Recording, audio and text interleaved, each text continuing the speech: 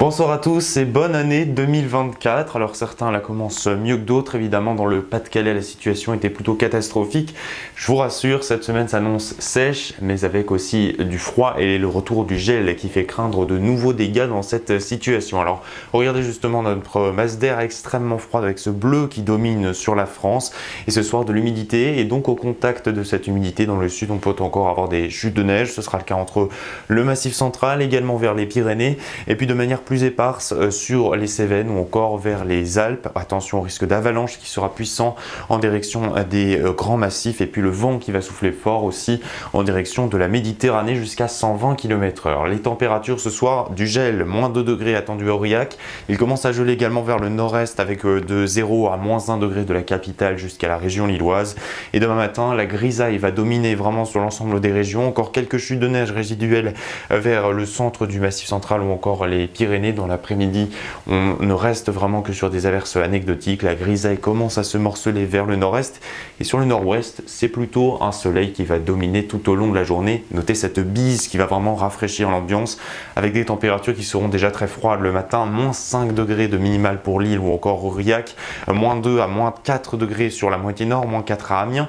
Et avec le vent, regardez les températures ressenties sur l'ensemble de la moitié nord. On sera bien en dessous des normales saisons, on ira jusqu'à moins 12 degrés à Lille, moins 10 à moins 11 degrés de manière globale au nord de la Seine. C'est vraiment des températures très faibles, donc couvrez-vous. Dans l'après-midi, pas de dégel sur les régions du nord du pays et de l'est également, moins 2 degrés sur Aurillac ou encore Clermont-Ferrand, jusqu'à 12 degrés avec un petit peu de douceur près de la Côte d'Azur ou encore de la Corse. La suite avec la journée la plus froide de la semaine, mardi, qui est annoncée, et c'est ce flux sibérien qui arrive et qui nous ramène justement tout cet air froid.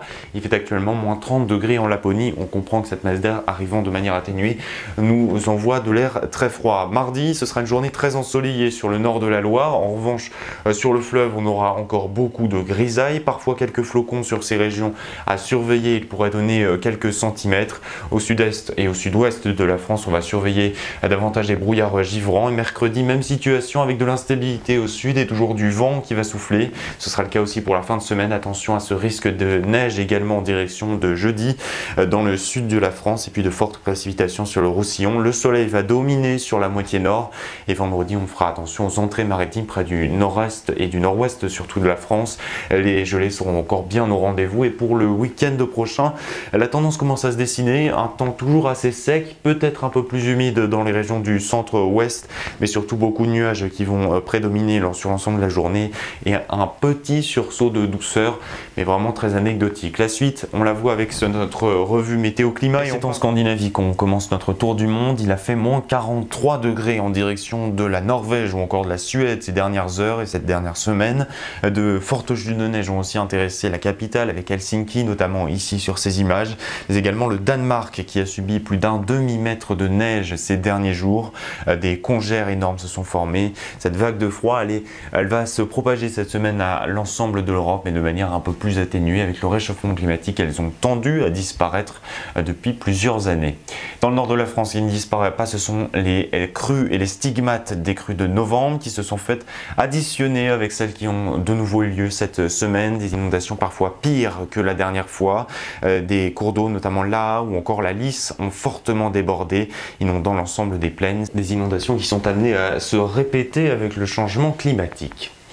Allez, si vous avez bien une bonne résolution à prendre cette année, c'est calculer votre empreinte carbone. Ça peut être ludique à faire en famille, mais aussi très intéressant. On peut en apprendre beaucoup. Alors, sachez-le, la moyenne en France des émissions de CO2, elle s'élève à près de 9 tonnes. Et si on décompose l'ensemble des domaines qui composent justement nos émissions de gaz à effet de serre, eh bien on le voit, le transport prend la première place de ces émissions, suivi de l'alimentation, du logement, et les achats et les dépenses publiques restent importants dans notre package. Alors si on a une situation à bien proposer pour vous permettre de calculer votre empreinte carbone, c'est de vous rendre sur le lien de nosgestesclimat.fr. Il va s'afficher, et puis vous pouvez aussi scanner le QR code qui s'affiche en bas à droite de votre écran si vous regardez sur un plus grand écran que votre téléphone cette vidéo.